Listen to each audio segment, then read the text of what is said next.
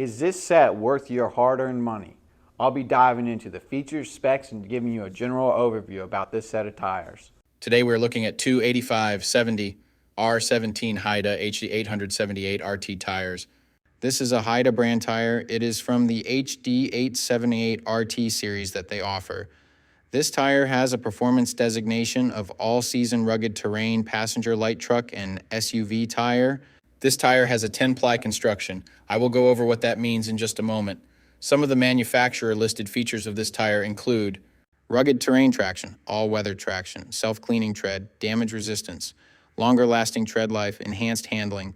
So to start, we will look at the tire size.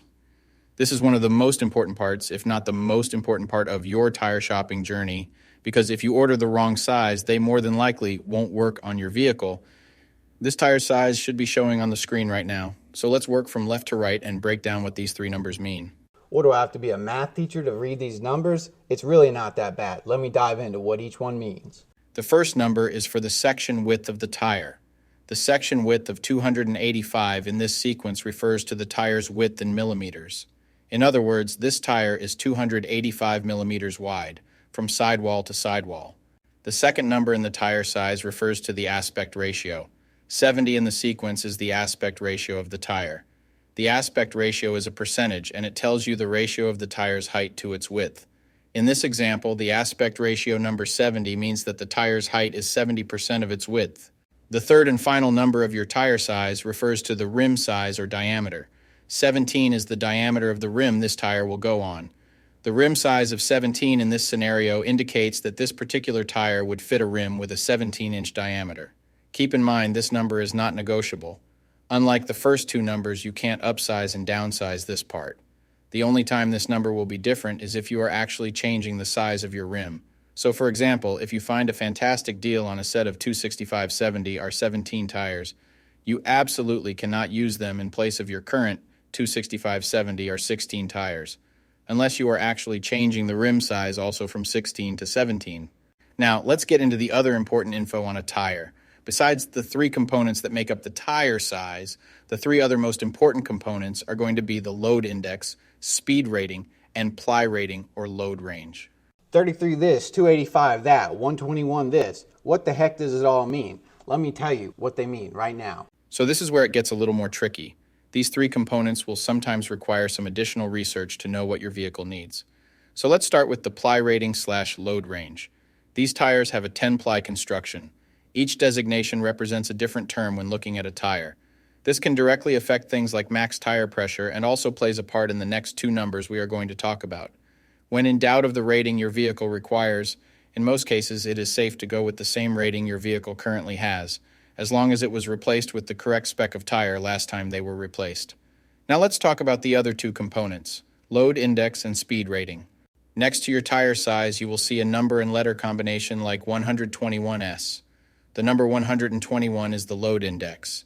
This is the number relative to the weight capacity of the tire. The higher the number, the greater the load carrying capability of the tire. Load index ranges from 0 to 150. If you are replacing your tires, they have to be the same or higher load index, never lower.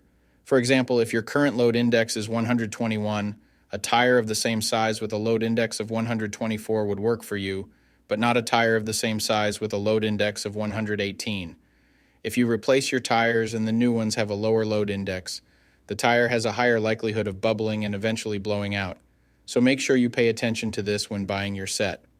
So for the tire we are looking at today, the load index of 121 represents a weight capacity of 3,197 pounds. For my metric system, using friends, that would be a capacity of 1,450 kilograms. Located next to the load index we just talked about, there is a letter. The letter S is the speed rating for this tire. This is the maximum speed sustainable for the tire. Each letter has a corresponding speed rating approved by the Department of Transportation and the tire manufacturer. Alphabetically, the speed rating increases as the letters advance from A to Z, except for the letter H, which we'll explain in a minute. The most common speed ratings range from L, 75 miles per hour, to W, 168 miles per hour. High-performance racing tires speed rated 168 miles per hour or higher are marked ZR, Originally, tire speeds were just S, H, or V, S being the slowest, H being the middle, and V being the fastest. Over the years, as tire speeds have evolved, for whatever reason, H has always remained the same, 130 miles per hour. When Z-speed rated tires were first introduced, they were thought to reflect the highest tire speed rating that would ever be required, in excess of 240 kilometers per hour or 149 miles per hour. While Z-speed rated tires are capable of speeds in excess of 149 miles per hour, how far above 149 miles per hour was not identified. That ultimately caused the automotive industry to add W and Y speed ratings to identify the tires that meet the needs of vehicles that have extremely high top speed capabilities. So the speed rating of S in the case of this tire means that this tire is rated for speeds of 112 miles per hour or 180 kilometers per hour.